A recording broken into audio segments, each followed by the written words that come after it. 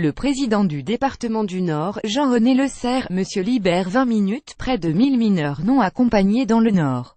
Le département dénonce le coût de leur prise en charge. Une stratégie pour faire plier le tas, selon une avocate. Une question épineuse. Vendredi, le président LR du département du Nord, Jean-René Lecerf, a donné une conférence de presse sur les coûts engendrés par la prise en charge des mineurs étrangers non accompagnés MNA.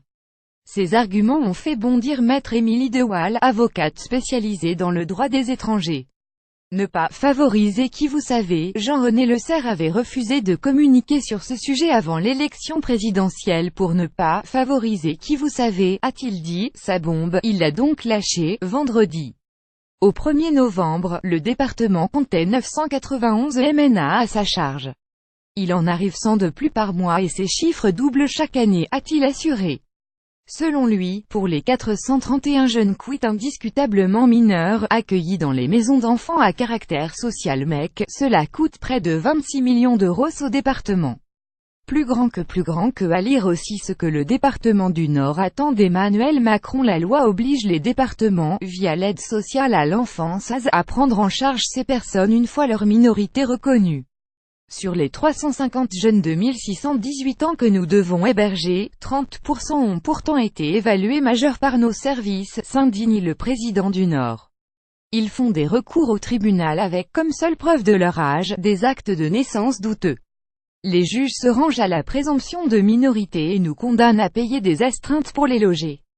Une stratégie pour forcer l'État à prendre ses responsabilités. C'est des filières clés en main qui savent comment on fonctionne, martèle Franck Berton, avocat du département, précisant que ces astreintes avaient déjà coûté 240 000 € en un an.